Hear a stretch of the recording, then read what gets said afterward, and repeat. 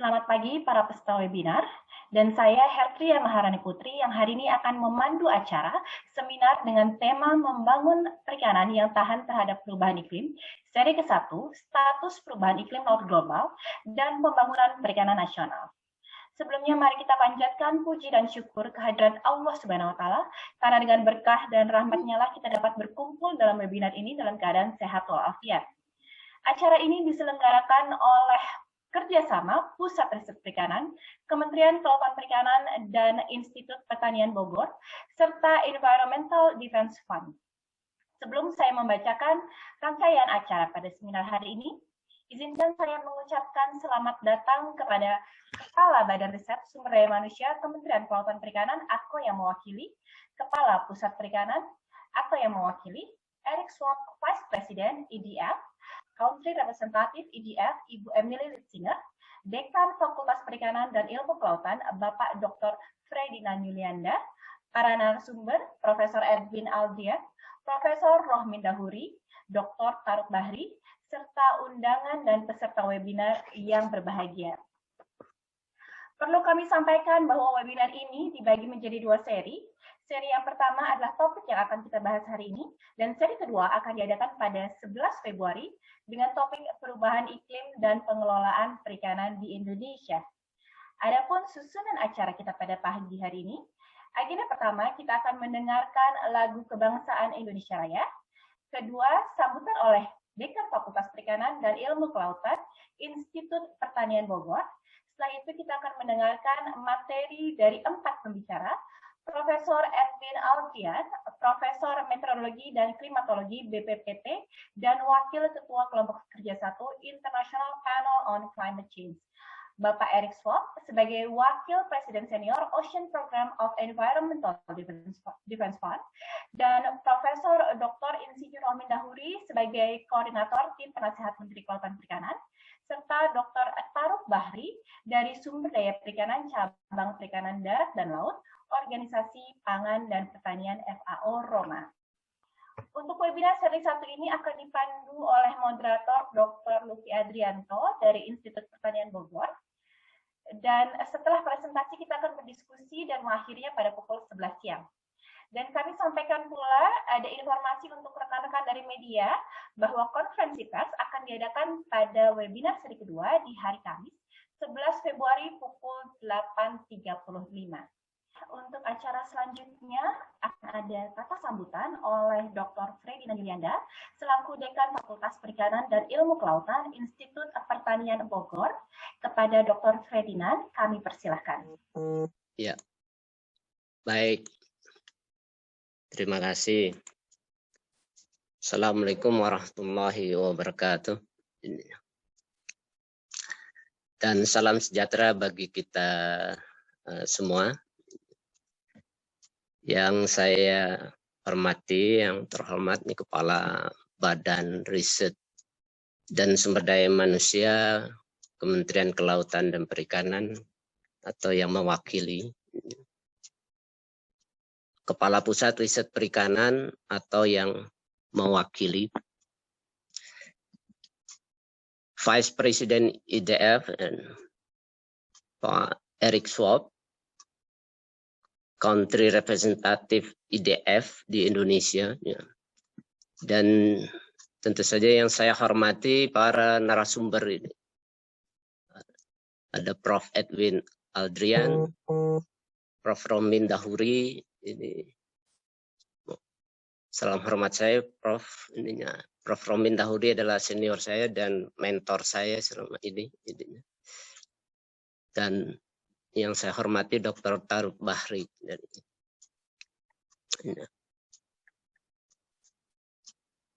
Perubahan iklim secara global tentu saja ini menjadi hal yang perhatian kita, perhatian dunia. Ini terkait karena akan mempengaruhi semua sistem tatanan kehidupan kita, termasuk pada sistem sumber daya perikanan, pesisir, dan laut. Tentu saja kita yang berkecimpung di sektor perikanan dan kelautan menjadi hal yang sangat besar yang terkena terhadap dampak perubahan iklim ini. Nah, apabila kalau kita lihat perubahan iklim ini, tentu saja dua hal yang kita lihat dari dua sisi. Yang pertama tentu saja merupakan satu proses alami perubahan iklim ini yang harus kita sikapi untuk mengelola perubahan-perubahan tersebut untuk kepentingan kita di sektor perikanan. Dan yang kedua sebenarnya sisi yang lain adalah bahwa perubahan iklim juga sangat terkait dengan faktor sebab akibat. Jadi apa yang kita lakukan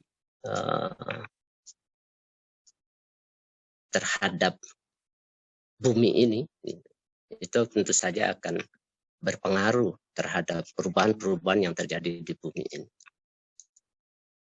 Nah, dua hal itu sebenarnya tidak bisa kita pisahkan. Dan hari ini tentu saja menjadi sangat penting bagi kita semua ya, untuk berpikir secara bersama-sama mencari solusi, inovasi yang terkait dengan pengembangan perikanan kita. Bagaimana kita mengelola sumber daya perikanan ini tetap berkelanjutan, tetap sustain, ya, meskipun ancaman dan dampak dari perubahan iklim ini sangat signifikan terhadap sistem sumber daya kita. Dan kita berharap dari para narasumber yang hebat ini akan melahirkan satu ide-ide dan pemikiran-pemikiran oleh kita semua, termasuk para peserta webinar yang saya hormati, sehingga di dalam akhir dari acara ini bisa menghasilkan suatu sumbangsi pemikiran yang baik untuk kita bersama di dalam hal bagaimana menyikapi perubahan iklim terhadap upaya kita mengoptimalkan pemanfaatan sumber daya perikanan ini.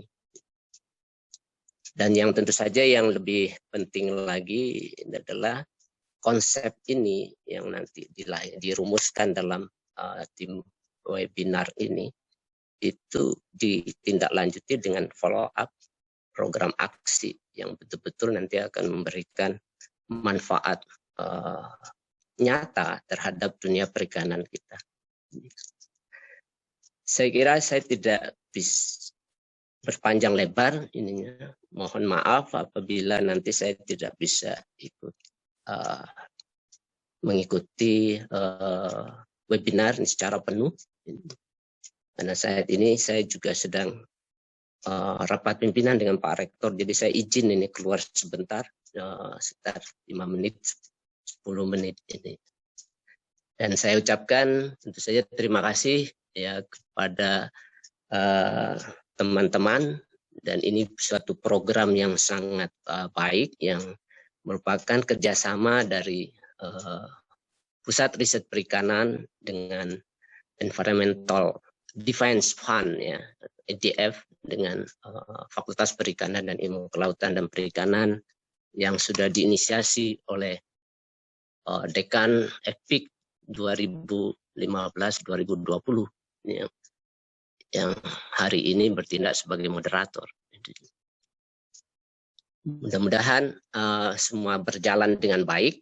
Dan saya ucapkan selamat berwebinar bagi seluruh peserta.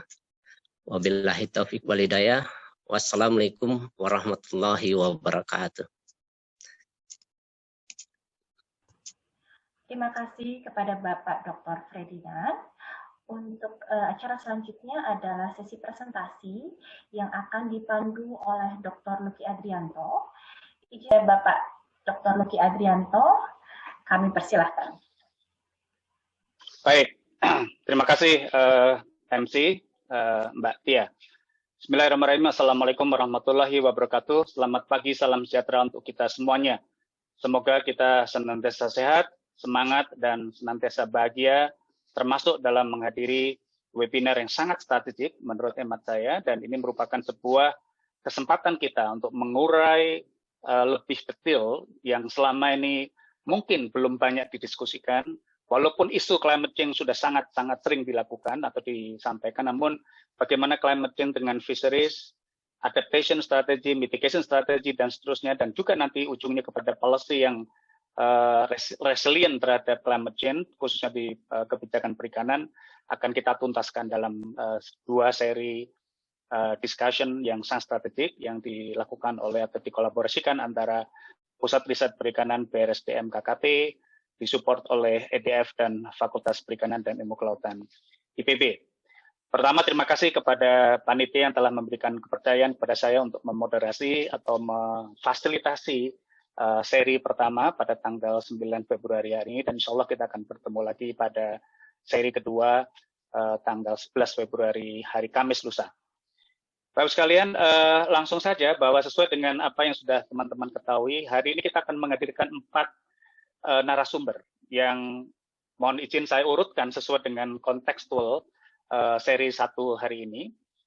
Yang pertama adalah Profesor Edwin Aldrian. Saya kira teman-teman tidak asing dengan Prof. Edwin Aldrian. Beliau adalah Profesor Meteorologi and Climatology di BPPT, dan beliau saat ini yang secara outstanding mewakili negara adalah sebagai wakil kita di IPCC Working Group sejak 2015 sampai sekarang, dan memang dari perspektif pendidikan beliau juga konsisten, linear gitu ya, dari physical engineering sampai kepada meteorology science atau ecosystem science dari Max Planck Institute di Jerman. Yang kedua, saya ingin memperkenalkan narasumber yang kedua adalah Bapak Eric Schwab. Boleh di next kan, Pak Eric dulu ya. Lalu Pak Eric dulu. Nah, yes, narasumber kedua adalah Pak Eric Schwab. Beliau adalah Vice President for Ocean and Ecosystem Environmental Defense Fund. Saya sudah lihat beliau hadir. Sebelum beliau bergabung di EDF, saya kira former professional experience beliau sangat berpengalaman dalam konteks konservasi, kemudian juga terkait dengan marine fishery services. Beliau juga pernah menjadi Chief Program Officer di National Park Foundation dan juga Vice President of Counselor Program di National Fish and Wildlife Foundation USA. Berikutnya saya akan menyapa narasumber ketiga yang saya kira sudah sangat kenal Bapak Ibu sekalian. Boleh di next kan Mas Operator, Mas Yasser atau Mas Tini. Prof. Romin Dauri, saya kira teman-teman sudah sangat memahami dan mengenal beliau. Saat ini beliau adalah Special Advisor for the Minister of Marine Affairs and Fisheries WWF Indonesia, membantu Pak Wahyu Trenggono dalam menyusun beberapa policy strategik untuk setidaknya sampai 2024, dan beliau adalah Menteri Perikanan dan Kelautan 2 kabinet ya, pertama pada Juli Agustus 2001, kemudian melanjutkan pada full time Menteri Kelautan dan Perikanan pada periode 2001-2004, dan juga sebelumnya juga sempat menjadi koordinator penasihat Menteri pada Menteri Pak Edi Prabowo sebelum digantikan oleh Pak Wahyu Trenggono. Saat ini beliau tetap diminta oleh Pak Menteri sebagai special advisor untuk beliau. Dan saya kira edukasi beliau sangat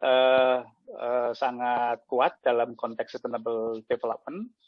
Beliau adalah PhD di Halifax di Dalhousie University di Halifax di Coastal and Marine Resource Management, dan sebelumnya juga menyelesaikan pendidikan S2 dan S1 di IPB University. Professional interest beliau adalah sustainable development in coastal and marine resources dan juga fisheries governance and policy. Sampai saat ini beliau akan terus mengimplementasikan keilmuannya untuk membantu negara ini keluar dari katakanlah jebakan sumber daya dan bertransformasi kepada kemakmuran rakyat. Dan ini kita perlu lihat bagaimana nanti Pak Rohmin menyampaikan pandangan terkait dengan climate change, karena ini menjadi sebuah unsur yang menarik kita diskusikan. Berikutnya, teman-teman, last but of course not least, boleh di slide berikutnya. Ibu Tarub Bahri, ini sayang sekali beliau sangat tidak tepat Pak Rohmin dan Bapak sekalian dari si waktu di Rome. Jadi beliau akan mengirim video presentasi beliau yang nanti akan kita sampaikan setelah sesi Prof. Rohmin. Saya kira teman-teman kalau membaca buku atau editor yang beliau pimpin pada publikasi terakhir tentang Adaptive Management of Fisheries in Response to Climate Change, Dr. Tarub Bahri adalah salah satu tokoh yang sangat prominent di dalam konteks isu ini. Beliau adalah saat ini ada di Fisheries Division di FAO dan sangat punya banyak pengalaman di Sustainable Fisheries in Asia, Africa, and Caribbean region. Dan of course beliau juga sangat kuat dalam konteks climate change and ecosystem management dan impact-nya terhadap fisheries dan aquaculture, termasuk dalam kerangka hal ini adalah coastal community, dan tentu saja nanti dalam konteks adaptation dan strategi, dan kita akan lihat bagaimana passion beliau dalam menyusun buku ini bersama para authors, dan kira-kira bagaimana insight beliau nanti dalam perspektif katakanlah ASEAN countries termasuk Indonesia nanti akan kita dalami untuk konteks Indonesia di seri kedua pada tanggal 11 Februari Kamis lusa. Hari ini kita akan diskusikan mengenai platform konseptual makro, dimulai dari Pak Edwin, kemudian nanti akan saya minta Pak Erik Swab, dan kemudian Prof. Rohmin memberikan insight policies, dan nanti akan kita dengarkan secara virtual video dari Ibu Tarub Bahri. Demikian teman-teman sebagai awal dari moderator saya, dan hari ini kita mulai langsung dengan Prof. Edwin. Nah, seperti apa sih peran laut dan juga kemudian state of the art dari ocean policy atau ocean impact dalam konteks climate change? Kita lihat bagaimana pandangan orang meteorologi, orang klimatologi, profesor meteorologi, klimatologi yang memang mendalami dan juga terlibat dalam global policy on climate change. Sudah hadir Prof. Edwin Aldrian dari BPPT, dan tidak perlu saya perkenalkan, beliau sangat outstanding di bidang klimatologi and meteorologi, dan beliau mengawal baik secara global terkait dengan kebijakan climate change ini, dan juga tentu saja dalam perspektif Indonesia. Prof. Edwin, mohon berkenan bisa memberikan insight kita terkini seperti apa, dan kira-kira isu kelautan kayak apa sih? Saya sudah punya jawabannya waktu kemarin diskusi dengan Prof. Edwin, tapi mari kita dengarkan seperti apa sebetulnya orang-orang kita yang kelautan ini terkait dengan climate change. Prof. Edwin, 25 to 30 minutes time is yours. Monggo, Pak. Terima kasih. Assalamualaikum warahmatullahi wabarakatuh. Waalaikumsalam. Yang terhormat kawan saya dulu waktu sekolah, Pak Luki, lalu Profesor Rohmin, Erik yang ada di belakang sana, dan para hadirin sekalian. Jadi perkenankan, I have to speak in English or Indonesia. I already prepare the slide in English. So anyway, I will speak in Indonesia, but my slide will be in English. So I will tell you about the recent development of climate change issue with the topic mostly on the ocean. I'm a Professor Edwin Aldrian. I'm a meteorology and climatologist from BPPT. I also work in the IPCC. So IPCC is the. So I will introduce now what is IPCC. So IPCC is a specialized UN body, United Nations specialized agency that deal with the science of climate change, scientific of climate change. So established in 1979 by World Meteorological Organization, WMO, UNEP, the UN Environment Program. Now is a UN Environment. So major product is the assessment report. So we're doing assessment report on the scientific of climate change. So there are three. First one is working group 1 is scientific basis. Working group 2 is impact vulnerability, and then adaptation, and the working group 3 is about mitigation of climate change. So I myself am working in the working group 1. So this is a history of IPCC. The first one led to the establishment of UNFCCC, and then the second is the establishment of Kyoto Protocol. The fourth assessment received a Nobel Peace Prize along with Al Gore, the Vice President of the United States at the time. And then the fifth assessment led to Paris Agreement as we know now. So it is governed by the IPCC Bureau. What is IPCC Bureau? This is an IPCC Bureau for this IPCC cycle 6. Now I'm working in the one of IPCC Bureau representing Southeast Asia and then Southwest Pacific. So actually this region has 4 representatives, me from Indonesia, one from Malaysia, and one from Australia, and one from New Zealand. So we are working from 2015 to 2022. So you can see this on our website. So what I want to tell you now that IPCC has established beside the regular assessment. So IPCC did not do their own by doing assessment. They doing assessment and then make special report. In this period, we produce several special reports. One of the special reports is the ocean and cryosphere in the changing climate. It's about ocean and the cryosphere. So this report actually endorsed last year in not last year, in 2019, June 2019 in Monaco, and then this report actually as produced by a lot of people as the author, as the commentator, and then as so on like that, and then it will cover around 700,000 studies. This is our assessment report. So as we know that the world ocean and cryosphere has been taking the heat from the climate change. This is the basic rule of the ocean and cryosphere in the climate change. But the nature and humanity make it even severe and for them to work as their role. So, for example, this is from that report. We call it IPCC SROC, IPCC Special Report on Ocean and Cryosphere. So this is the observed and model historical changes of ocean in since 1950 up to now.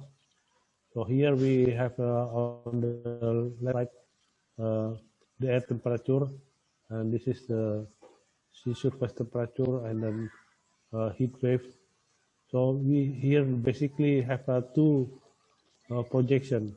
The first one on the red color or pink color is the projection if we don't do anything, as business as usual.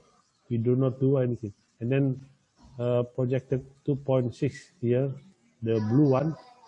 2.6 mean you impose 2.6 watt per meter square as the global forcing, periodic forcing.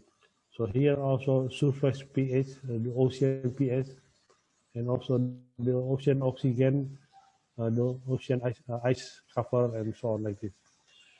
So actually we have a quite severe problem on the coastal area by beach and so on. So maybe this is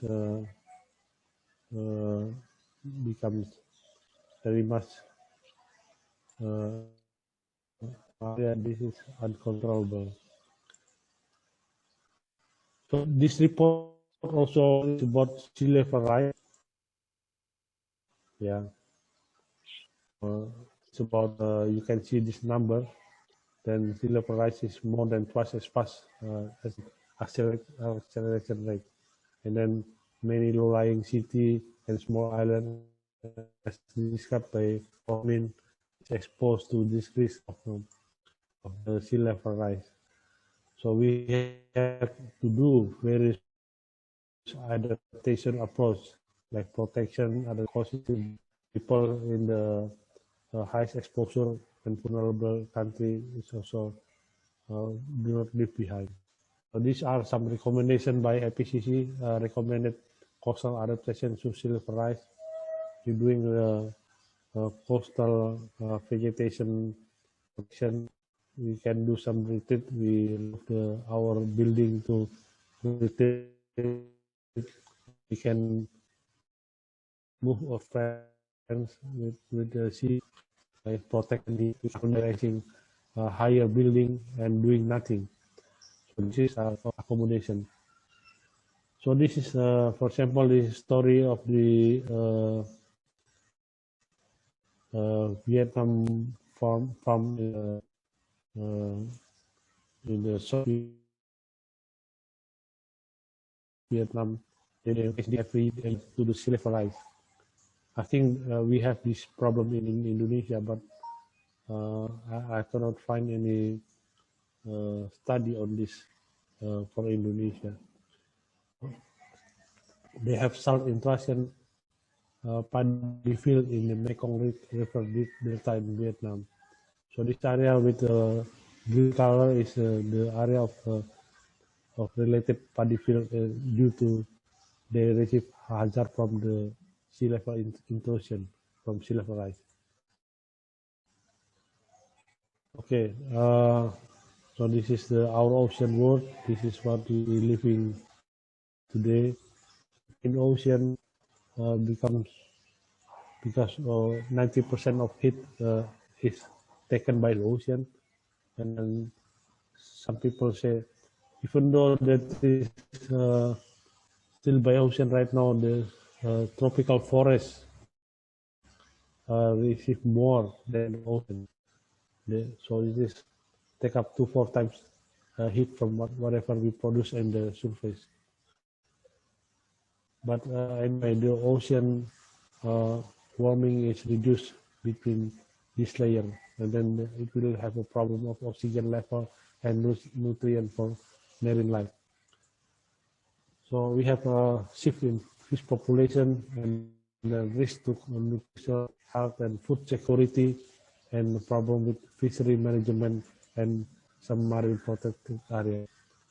So in doing this, I think in this report we say that the urgency to have the ambitious and timely action, and then spread out during the. We have to empower people, community, and government to govern in the community, and provide evidence and benefit of combining scientific and ingenious knowledge. Focus on the education. This is a famous picture or graphic for.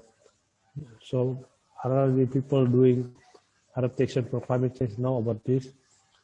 So we have 3 problems facing the environment: the hazard mechanism, then the exposure of hazard, and then vulnerability. So for example, right now we have this problem for sea level rise. We have the limit of adaptation, and we have the capacity, adaptive capacity for vulnerability we put here. And in the middle we have this risk that are related to them, to hazard, to vulnerability, that exposure. So it is a ecosystem-based measure to reduce the flood system. For example, this is reducing the hazard. And then IPCC also suggests in this report from the cascading effect of sea level rise. It is from the left one here, the total mean sea level rise. This is the direct effect for coastal hazard, and then also some other impact, which is indirect effect. So for non-climatic or non-anthropogenic drive. Okay, so we need to give more decisive and earlier act. Like Paromin also mentioned, there's the main difference between 1.5 degree and 2 degree. So we are able to address unavoidable change, manage risk, improve our life. So for us, in climate change, the difference between adaptation and mitigation is adaptation is you deal with the cause or with the effect, with the impact. So you have the unavoidable impact of climate change. So you deal with it. So that is adaptation. So mitigation means you deal with the cause. I mean, so you think that the cause can be changed. That means, but not changing now. It is mitigation. So these are the two thinking of climate change issue: adaptation and mitigation. So adaptation, you deal with the effect. Mitigation, you deal with the cause of that will create the impact or effect. So our ocean in the climate change, they sustain us, they're under pressure and changing our life. We need action now. So marine heat wave, for example, is changing the ocean, coral reef, sea bleaching, and so on. So even for the 1.5 degree warmer, it is 70 to 90% coral reef are already damaged. And then in this report, we also make some graphic of how much damage in several ocean region. I believe Indonesia maybe in several here, tropical Pacific, tropical Indian Ocean, and then the temperate Indian Ocean. So here, for example, the oxygenation, pH, and sea level, and so on like that. So the next, we see that this is scenario 2.5 warming period, and then this is on the middle 2.5. This is around people believe is near 1.5 maximum degree, and then the one on the left is for forcing 8.5 watt per meter square. That is if business as usual, we do nothing. This is how the ocean will changing pretty much by the net production, animal biomass, and then the maximum fish catch potential. And then for the fish catch potential, we have a more detailed figure here. We are in the archipelago Indonesia here. We have this global distribution of fish catch between different decades, and then the index here is based on the marine focus factor. So the higher the marine focus factor, the more frequent the use of ocean in that country for NDC. So we have this problem with Indonesia here because on Marginal Sea, the marine fish catch is getting less and less. And then we have this observation for maximum sustainable yield, and then changing the catch potential. Look at here, this for our archipelago, it is more than 25% reduction possible prediction. And then this is the ocean projected, this is the catch potential. So the fish nutrient intake relative to total animal source. So the color is the how much we can receive here, and then the changing in the marine archipelago Indonesia is pretty much more than 30% reduction. This is by the if we doing nothing, this is as usual as IPCC scenario 8.5 in the 2100. And this is some of the coastal ecosystem. For example, the coral reef, the coral and sandy beach. The most vulnerable type of ecology is the warm coral beach, and here because this is the resistance is very low here, so you changing a little bit, it will come into the resistant limit of climate change. So including the ocean warming, deoxygenation, acidification, and nuclear particle oxygen flux, as also Pak Rohmin also mentioned there. This is a type of ecosystem also, ocean impact, and in the consequence for coral reef there here, so many here, and fishery catch, and we have this, actually this map for all the world marine fish ecology, but I say the on the example. Okay, this is one of paper right now. This is very famous on the marine plastic debris. If you waste your plastic, and then it will come and eventually to the ocean. So they say that the Southeast Asian country, they have very much pollution come to the ocean. The plastic waste distribution by country and so on. This is by model. This is by model again. Look at this seasonal input of plastic to the ocean. And then for very high resolution, here is an example of the West Java plastic model data, and then you can see here plastic pollution for this area.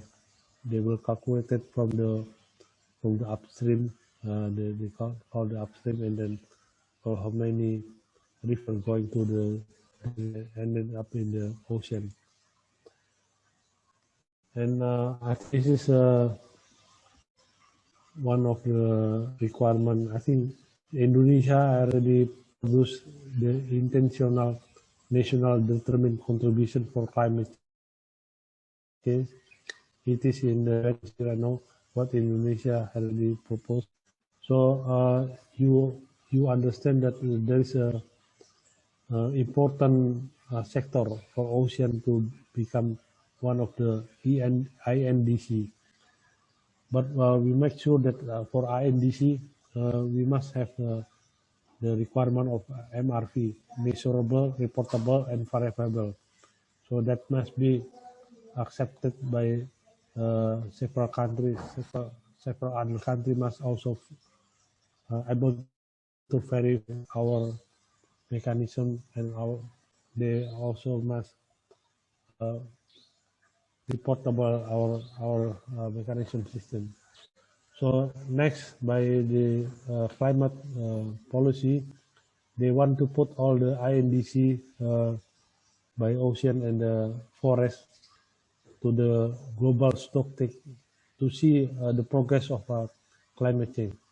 So they will periodically evaluate this every 5 years. So it will start in the year 2023.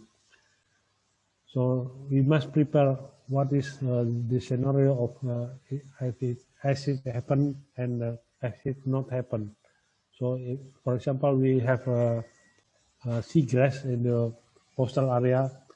For 5 years we produce as many seagrass, and then how many carbon sink we produce, and then we can say, we must able to say how about if we don't put that in our policy.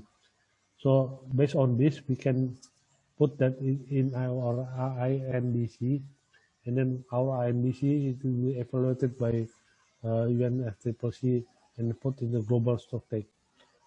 So INDC is important to reach carbon neutral by 2050. This is part of Paris Agreement, because right now the present whole world INDC is only enough for 1/3, according to the IPCC calculation.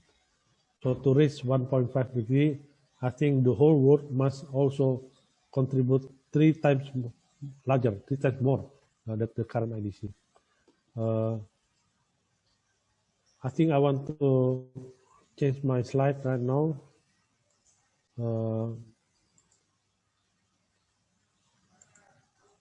Another 5 minutes, yeah, Prof. Edwin. Thank you. Yes, yes. Sorry.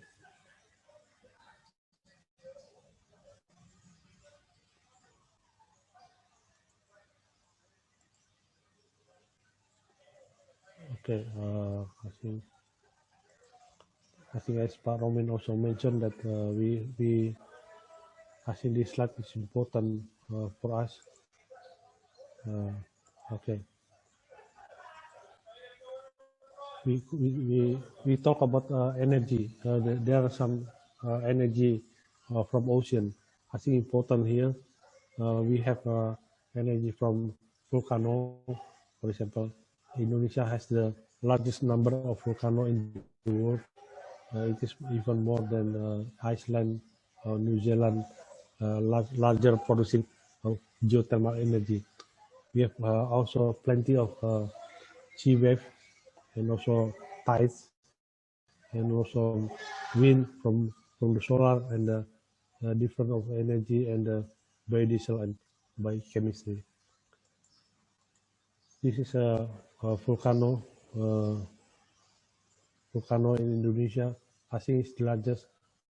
We have the largest number. We also only see the volcano in the surface, but there are some volcano under the surface in the ocean. And then this is the wave. We have plenty of wave. We have the energy. If you put the wave energy between Bali and Lombok, you will have plenty of enough electrify Java Island. And this is the example of the what we put in the before in the viability of the wave in the wave energy between Lombok and Bali.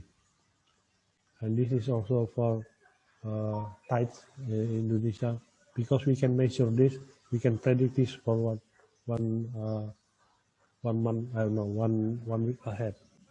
And also we have a potential of wind energy.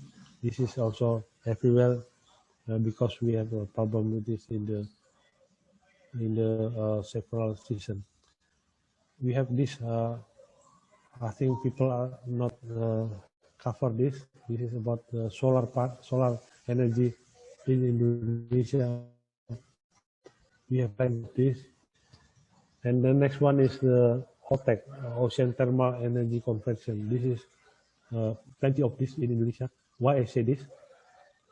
Because we have the tectonic plate between the Indonesian archipelago and the Indian Ocean. So in between, they have plenty of uphill in the coastal area. There's plenty of ocean gradient of energy.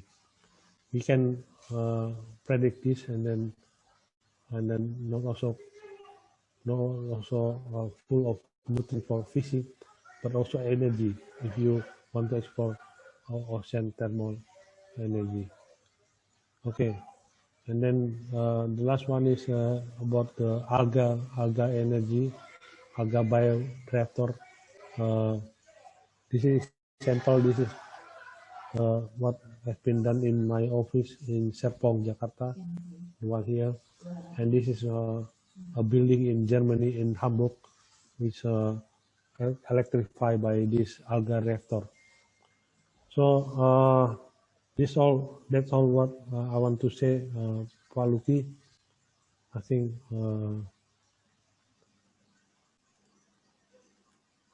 okay. I think I want to stop sharing here. Thank you very much. I'm waiting for your comment and question. Thank you very much. Assalamualaikum warahmatullahi wabarakatuh. Waalaikumsalam warahmatullahi wabarakatuh.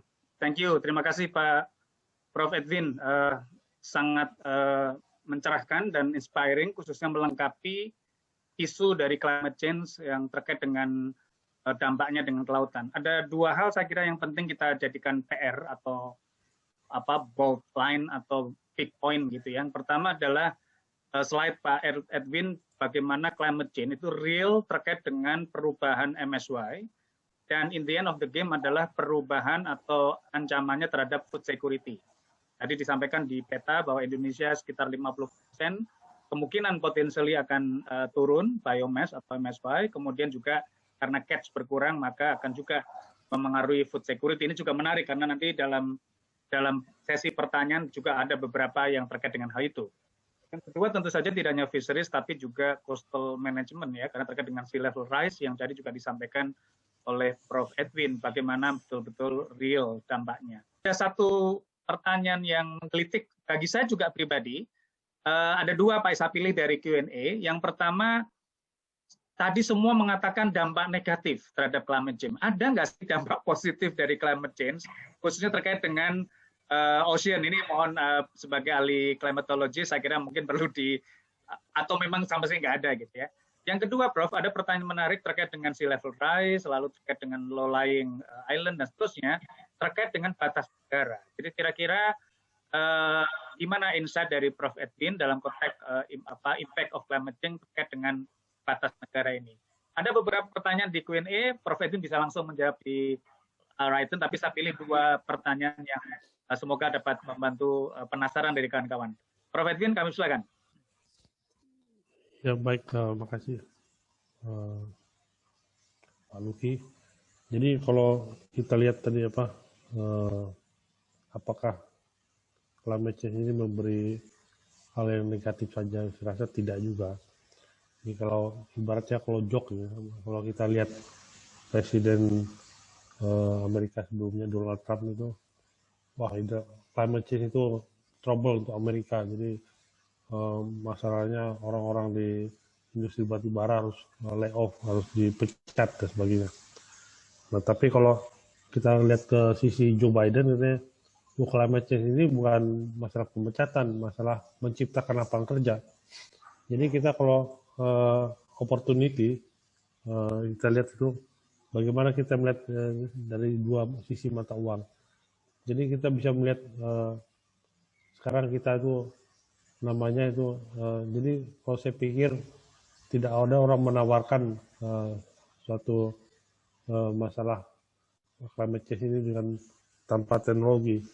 Jadi kita ini saat ini mengambil kenyamanan dari anak cucu kita dan kita harus memberikannya kenyamanan yang sama seperti pada saat kita lahir. Itulah tantangan kita. Jadi tantangan antar generasi, bagaimana kita menciptakan suatu hal yang sama. Dan inilah dalam Paris Agreement tadi saya bilang katakan bahwa mereka mengupayakan balance of emission atau net emission atau zero emission. Tapi zero emission itu apakah bumi tidak bekerja atau tidak pengembangan kekayaan antara penduduk bumi? Tentu masih ada. Dan kita sekarang banyak sekali teknologi baru yang saya pikir sudah memberi kecerahan masa depan. Jadi kita lihat ada mobil pakai tenaga listrik dan sekarang ada Israel dia pakai kapal terbang pakai baterai dan juga ada sudah di beberapa daerah. Saat ini juga ada baterai yang mengkonversi dari kelebihan karbon di atmosfer. Jadi kelebihan karbon di atmosfer itu ditangkap dan menjadikan dia sebuah energi. Jadi masa depan itu ada. Saya rasa ada sama kita sekalian. Dan dalam prinsip fisika itu energi itu kekal. Jadi energi itu tidak akan kemana kita sangka dia hilang. Tetapi dia kekal. Jadi entah di rumahnya batu bara atau lain sebagainya. Nah sekarang kalau kita manfaatkan batu bara silakan aja. Tapi semakin cepat habis kita harus beralih ke yang lainnya. Tadi saya tawarkan seperti energi geothermal. Dahulu itu negara kayak Islandia dan contohnya aja Selandia Baru itu adalah negara yang sangat miskin karena mereka tidak terutama Islandia tidak punya sumber energi lain. Jadi daerah sana adalah Viking, tempat orang bertempur dan sebagainya, itu negara-negara yang Islandia itu ini patut dicontoh karena dia sudah berhasil membuat harga dari geothermal itu lebih murah. Karena lebih murah karena apa? Karena jumlah populasi geothermal itu sudah semakin banyak. Nah, Indonesia tuh sekarang saya lihat sedang bergerak ke arah sana. Dan kita harus terus pantau. Jadi masalahnya Indonesia tuh tenaga listrik itu kan demand-nya dari PLN saja. Karena PLN itu secara undang-undang adalah monopoli negara. Oke lah, memang ada sisi baiknya, tapi dari sisi harga memang semuanya ditentukan oleh selisih harga pada batu bara. Jadi seperti cerita Pak Rohmin tadi. Tetapi kita punya masa depan di geothermal. Dan kita masih banyak, seperti energi laut tadi saya bilang itu benar. Jadi energi di beberapa selat khusus masalah Indonesia True Flow itu bisa kita hasilkan energi secara terus-menerus bayangkan. Jadi seperti energi terbatas untuk mengaliri untuk elektrify Pulau Jawa dan Bali dan sebagainya dan pulau lain. Jadi kalau kita bisa berubah menjadi negara Islandia itu, saya yakin kita menjadi negara yang lumayan bersih dan tidak mengotori lingkungan. Dan jadi hanya dua itu, saya bilang geothermal dan energi laut, itu sangat luar biasa. Jadi masa depan kita itu sebaiknya kita beralih ke arah energi bersih. Nah, coba kita perhatikan sekarang ini Indonesia mendapat kutukan atau perlawanan dari Parlemen Eropa masalah gambut. Jadi kutukannya adalah ekspor kelapa sawit. Jadi saya baca European Resolution pada bulan April 2017 itu, jadi mereka European Resolution itu mengatakan bahwa dia tidak akan mendatangkan kelapa sawit dari Indonesia dan Malaysia. Kenapa? Karena kelapa sawit itu dibuat pada lahan yang bersih, membersihkannya memakai kebakaran hutan. Dan kebakaran hutan itu sangat buruk sekali untuk climate change. Jadi itulah alasan utama mereka melakukan itu. Jadi kita lihat ke depannya itu banyak sekali trade barrier atau halangan-halangan perdagangan yang akan dihubungkan kepada masalah-masalah perubahan iklim. Kalau kita tidak beralih dan mengikuti pola yang di dunia, kita akan mengalami hal-hal yang sama untuk komoditas-komoditas yang lainnya. Saat ini kita tahu bahwa kelapa sawit itu adalah komoditas non fossil fuel yang sangat luar biasa menguntungkan bagi Indonesia. Dan bulan Januari lalu kita lihat Australia sudah bukan melakukan perang dagang sama Cina, tetapi melakukan bisnis yang beralih ke climate change. Dia menyetop semua ekspor batu bara ke Cina. Dan tentu saja Indonesia mendapat kelimpahan, ya katanya kelimpahan yang tidak baik. Ya. Jadi tiba-tiba 40% kebutuhan batu bara di Cina itu biasanya datang dari Indonesia dan 60% dari Australia. Nah, sekarang yang Australia itu menutup. Jadi bisa dibayangkan Indonesia mendapat kelimpahan. Jadi ekspor ke Cina besar sekali. Tapi batu bara itu satu hal yang sebenarnya tidak baik. Bahkan beberapa negara juga lainnya sudah melakukan polusi yang mulai menutup dan sebagainya. Nah, ini ke depannya kita melihat hal yang demikian. Jadi kita lihat ada perubahan di dunia ini yang kita perlu perhatikan dalam perdagangan dan climate change. Ya, sekarang tergantung kita seberapa cepat kita melakukan perpindahan transisi kepada renewable energy tadi. Saya melihatnya Indonesia dua itu aja, gunung atau geothermal, dan yang kedua dari energi laut. Itulah masa depan kita yang kita harusnya kita tempuh. Lalu yang kedua tadi pertanyaan Mas? Pertanyaan dengan sea level rise, kemudian bagaimana batas negara, Prof? Kira-kira menurut Prof Edwin gimana? Ya, memang ini ada masalah landas kontinen kita, dan kita sebenarnya harus menjaganya. Jadi sea level rise itu tidak selalu homogen dalam setiap wilayah laut, karena memang tergantung dari laut dalamnya, kalau dangkal dan sebagainya.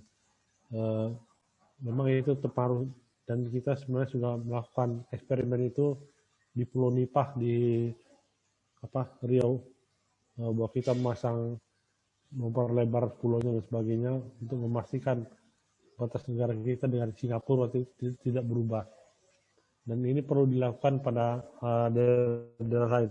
Singapura itu juga dia memperluas negaranya hampir 2/3-nya karena ekspansi di wilayah laut. Tetapi kita membatasi ekspansi itu untuk hal tersebut. Ada satu cerita mengenai Singapura yang ingin saya sampaikan di sini. Jadi Singapura itu dia kesulitan air bersih, dia melakukan desalinasi. Desalinasi itu prosesnya adalah antara proses osmosa, dari osmosa tinggi ke osmosa rendah. Nah, ternyata proses osmosa itu ada ahli menemukan bahwa dia bisa menghasilkan energi. Jadi bayangkan negara kayak Singapura itu dia melakukan osmosa dan menghasilkan air jernih, dan di lain pihak dia menghasilkan energi. Energi juga tentu saja sangat bersih sekali. Jadi tanpa fossil fuel dia bisa, tanpa gas yang dari natural, dia bisa melakukan menghasilkan energi dengan proses osmosa tersebut. Nah, inilah yang saya dengar dari Menteri Lingkungan Hidup Singapura. Jadi mereka melakukan hal tersebut, dan tentu saja skalanya tidak besar. Jadi kalau dibandingkan kebutuhan Indonesia pasti banyak sekali. Dan selanjutnya selanjutnya poin yang ingin saya sampaikan juga di dalam pertemuan ini, kami mendapat paper kira-kira bulan lalu yang mengatakan kalau bumi ini semakin panas dan tidak ada upaya penyelamatan, kita namanya yang disebut sebagai paru-paru dunia itu, ya sejak kecil kita diagung-agungkan bahwa Indonesia adalah paru-paru dunia karena hutan tropis itu menyerap karbon. Bisa disayangkan sehingga pada tahun 2050 nanti hutan tropis yang kita miliki saat ini, jewel of the tropics,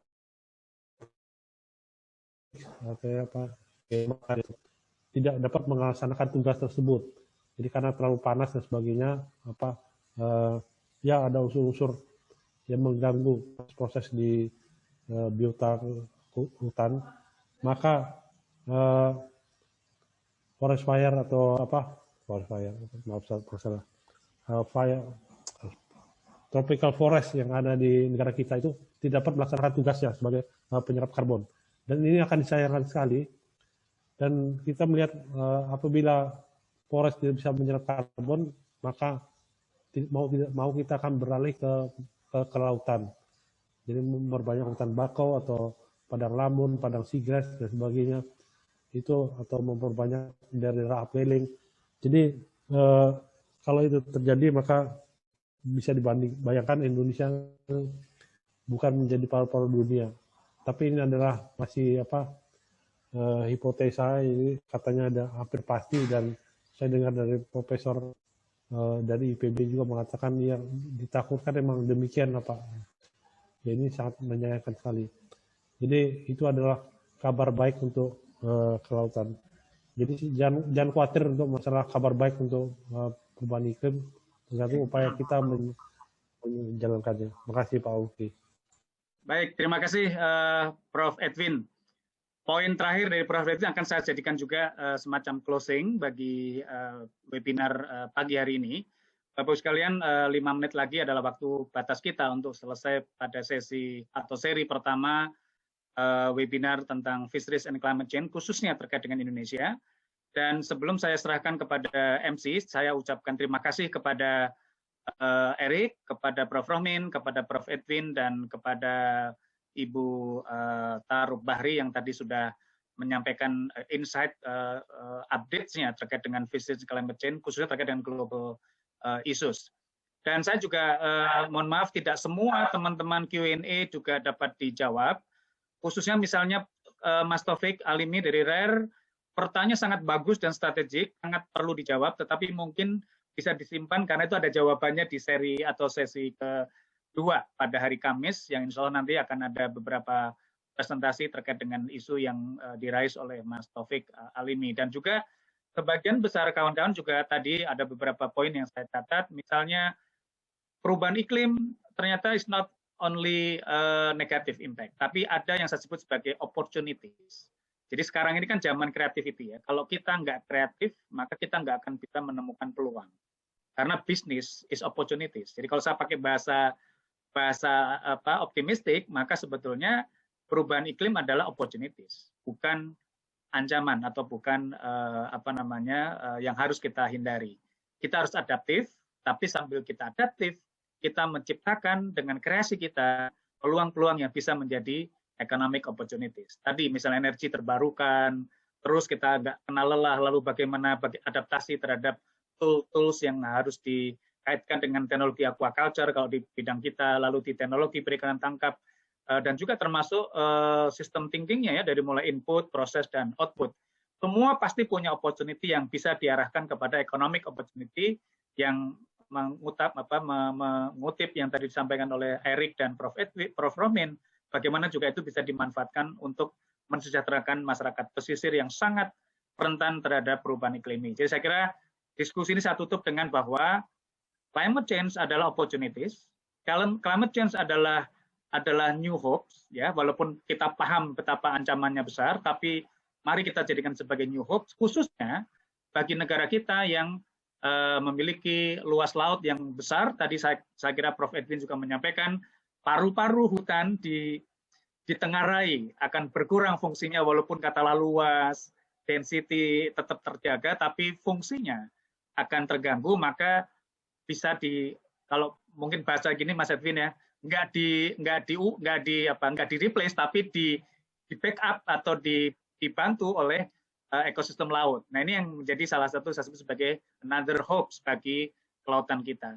Dan finally, apapun ceritanya itu perlu ada dukungan dan komitmen kebijakan, karena inti naftikan adalah bagaimana pemerintah aware dengan ini, sehingga disebut dengan climate adaptive atau climate resilience policies itu perlu juga digabungkan supaya tadi yang concern Pak Romin, supaya Pak Romin nggak gemes terus gitu kan, bagaimana supaya ini adalah bagian dari policies adaptif terhadap climate change. Saya kira itu beberapa hal yang menjadi salah satu key point dari seri pertama hari ini, dan insya Allah kita akan tuntaskan bagaimana fisheries policy kita kuatkan dengan beberapa riset-riset yang nanti akan juga disampaikan, dan mungkin policy karena Prof.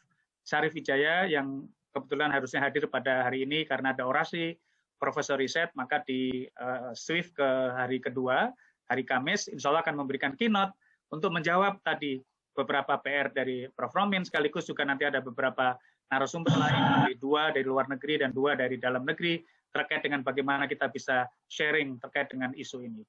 Sekali lagi teman-teman, tetap semangat dengan climate change as a new opportunity and new hopes, dan mudah-mudahan ini menjadi harapan baru yang real, implementatif dari negara kita yang sangat luar biasa besar dari unsur kelautan dan sangat luar biasa perannya dalam dunia perikanan di tingkat global. Terima kasih atas segala partisipasinya teman-teman yang sampai hari ini saya menyerahkan kepada MC, masih ada sekitar 470 lebih teman-teman bergabung, dan ini sangat luar biasa. Terima kasih atas stay on tune-nya, dan sebelum saya kembalikan kepada MC, saya mohon maaf apabila selama pendampingan dan fasilitasi saya ada beberapa yang kurang berkenan, tapi insya Allah ini menjadi sebuah semangat baru bagi kita. Tetap semangat dan stay healthy and happy. Terima kasih. Bila taufik wal hidayah. Wassalamualaikum warahmatullahi wabarakatuh. Waktu saya kembalikan kepada MC.